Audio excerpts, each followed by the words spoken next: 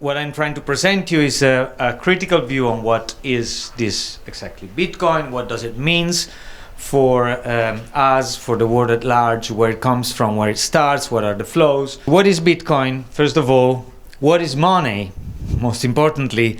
And is this the end of a taboo? So the difference between these presentations, what we have seen before and what we see now, is not exactly the criticism. Bitcoin is not exactly the criticism to a global market. Some of us are anyway critic to globalization, I am. But it's the criticism to the pyramid, to the fact that you have to trust an organization to write off what you have and what you spend, to the fact that you have to trust the top of the pyramid to actually say how much money do you have and how much you can transfer and how much you cannot.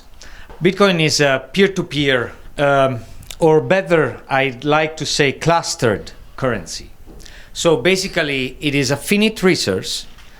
The maximum Bitcoins in the world will be 21 millions by design. It allows 8 floating point digits after these 21 millions, so it can be divided pretty much.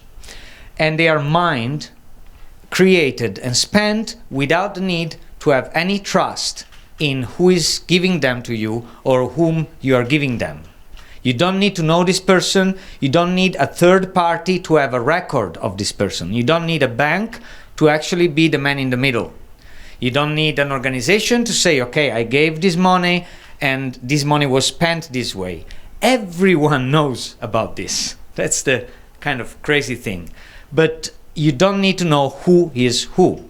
So basically, Bitcoin is cash. We are back to the cash days in which you can have cash, you can step into a shop, buy something, and just get away with that something without being asked who are you, without being recorded, and without being registered. Miners are mining Bitcoins through a trial and error algorithm. They are finding numbers that exist in mathematical nature, at least in Western tradition. They look for numbers, and as much as people look for these numbers, it's harder to find new ones. So more computational power is required. The first miners who arrive, they find more. The latest you arrive, you find less. This creates an economy in which the early miners, the early pioneers, as in the gold rush, they have more, and it's up to them to distribute it, which I think is one of the biggest challenges of Bitcoin, whether we have hoarders as the first miners or not. It's a pseudonymical currency. It's not anonymous, as many people claimed. To make Bitcoin transactions anonymous, you need to use programs that make your connection anonymous, like Tor, for instance, which is even beta, is not completely working. You have to use precautions that you would use on any internet connection to make your connection anonymous. They are pseudonymical because it can be traced the people that found the Bitcoins, where they went in all the network and where they end. So every time you start Bitcoin on your computer, the computer will start downloading a file that is by now 1 gigabyte big. That file is the history of the whole network.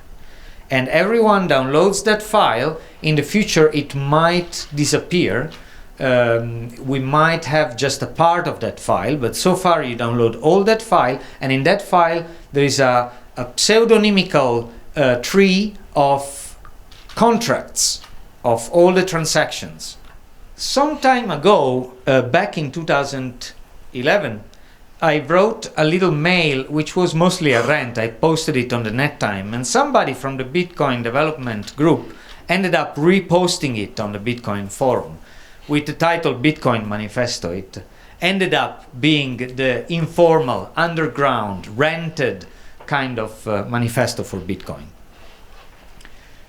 There are 5 points that I made in that mail, which is pretty short, which are actually merging the sensations. They are representing well the sensations of the community. There were a lot of kudos for this little speech, and I would just resume them into these 5 points.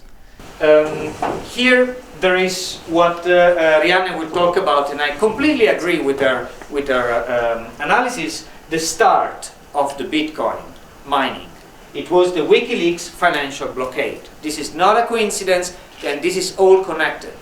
The hacker community stopped believing into the worldwide network that claimed to be neutral, stopped believing in states and in a sovereignty of currency money that we have, when WikiLeaks saw its own Maestro and Visa and PayPal accounts cut off. There was no reason why they should have been cut off, these accounts.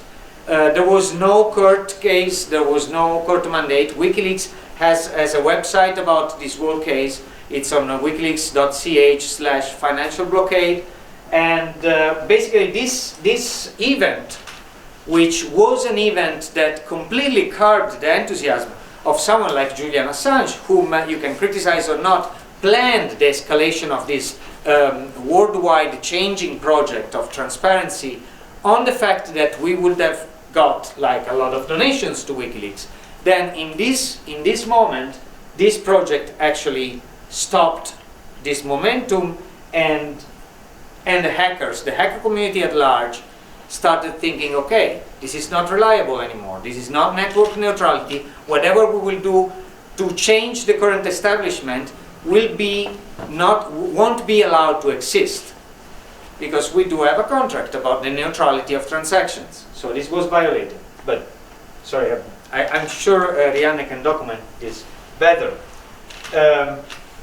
The second moment was the popularization of Bitcoin. We all knew it was going on Forbes, within the group.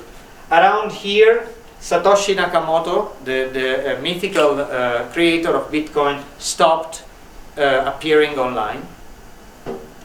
There was the financial blockade. Forbes ran an article with Gavin Anderson, the main maintainer, on a 3-page article talking about Bitcoin.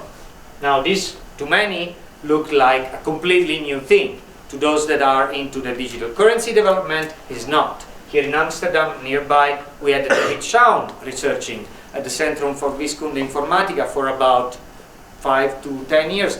Few people remember him, but he researched digital currency already back in the 90s. Whatever that happened to it, there was an article on Wired. Back ahead in time, I like to remember it, he was interviewed by Stephen Levy.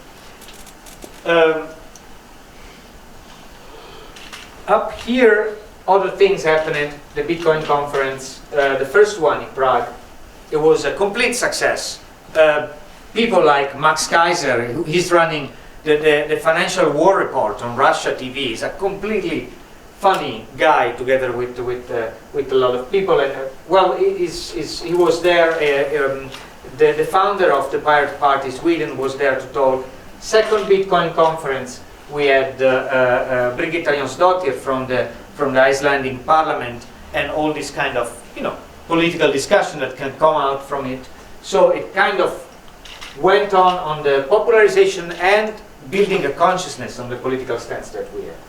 Here is the theft of Bitcoin. So you can see that the growth was actually the biggest theft. About 43,000 Bitcoins were stolen from Bitcoinica.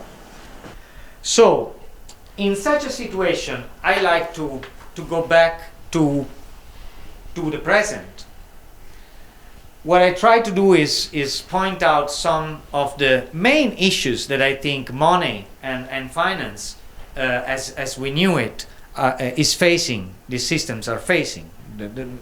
If we don't want to call them problems, we can call them issues. I think they are serious problems.